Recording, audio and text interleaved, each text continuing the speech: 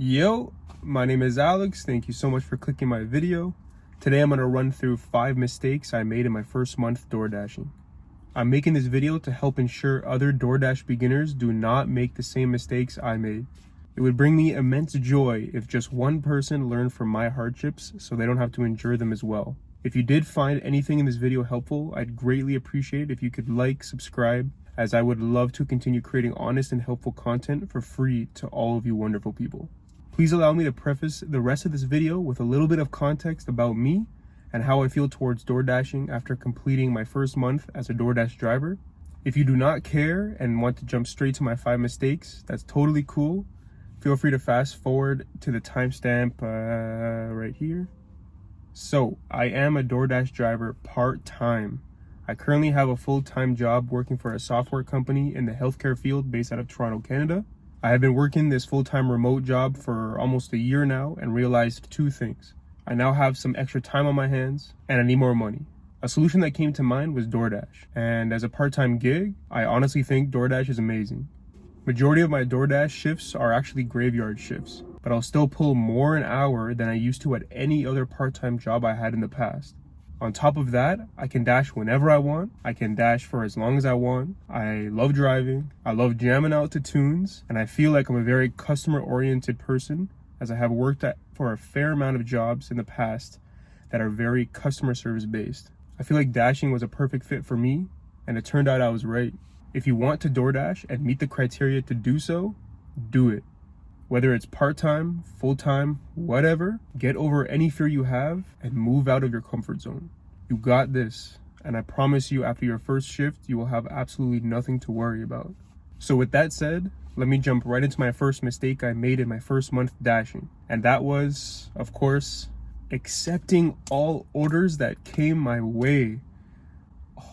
I cringed so hard thinking back when I was so eager to start and I would accept anything. You will literally lose money taking trash orders that will come your way. You have to cherry pick some, if not most of your orders. I'm personally based out of Ontario, Canada. So for a Canadian here, it seems like around $2 every 1 kilometer is worth it. I know for my friendly neighbors in the US, there is a general rule of thumb that you shouldn't accept any orders that don't provide at least $1 for every mile. It's a bit different for Canadians as a kilometer is a bit longer than a mile, and the Canadian dollar is worth a bit less than the US dollar. Please do not worry about acceptance rate. I currently sit around 50 to 60%, but that is only because I almost exclusively dash during time slots that have a promo bonus.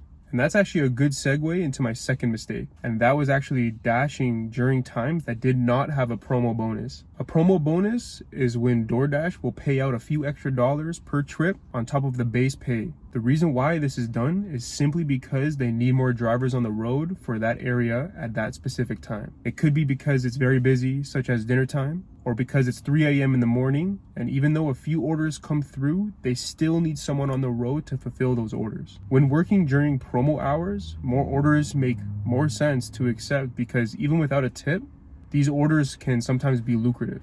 For me personally, I am weird and I dash past midnight almost exclusively. For my area, I actually get some pretty decent bonuses to dash from 12 to 3 a.m., for example, and I hang around certain hotspots that have restaurants that are open at that time, so it actually works really well for me.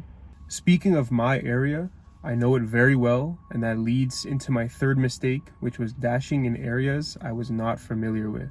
I have lived in the area I dash in for almost all my life, so I know it very well. What's open when, how busy they are at what time, all before I started DoorDashing. There have been a handful of times where I would be coming home from a friend's place in a different city and pick up a quick shift there because they had a better promo bonus than my area. And I was already out there, so what the hell, right? Wrong.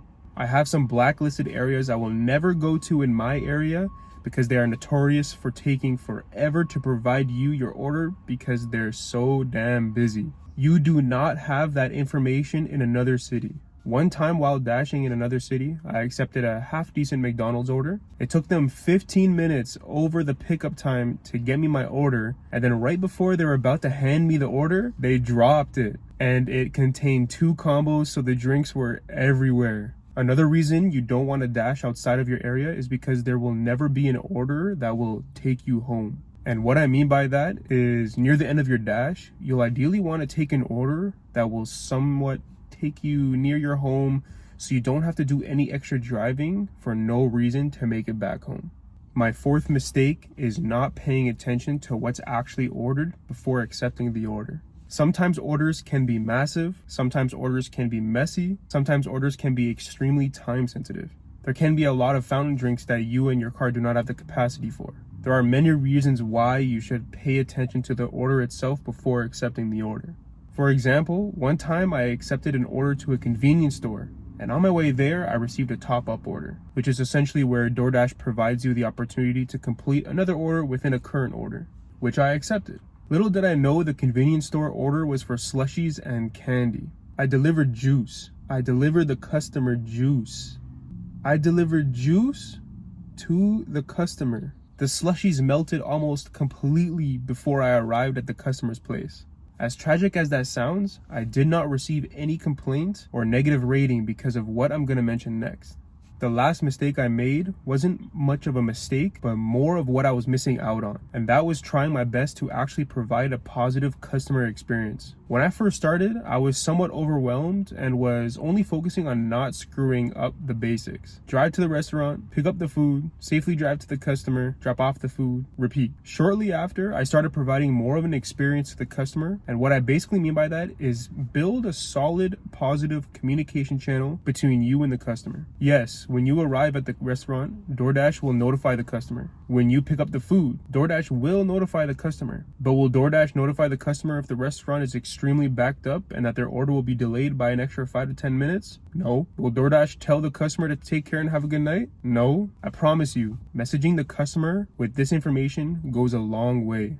I have received multiple cash tips upon meeting the customer, and I believe it was because I kept the customer up to date with everything that's been happening with their order. And all it takes is a few extra texts. Also, I hold a steady 5 stars because of this exact reason. Here are some examples of what I sent to customers that resulted in either a cash tip or a written review for my DoorDash profile. Some may argue with me and say it's not worth it, and I'm not one to argue, but I strongly believe that building this communication channel with every customer to provide updates is key in being successful with DoorDash. So those are the 5 mistakes I made in my first month of DoorDashing and tips on how to avoid them. I sincerely hope that my video provided value, and if you have any questions about anything, please leave a comment down below and I'll be more than happy to help out any possible way I can. I plan to make more videos with the goal to help others, mainly by providing honest insight on side hustles or possible careers to strengthen your financial stability. If you made it to the end of this video, I'd greatly appreciate you. Please feel free to like and subscribe.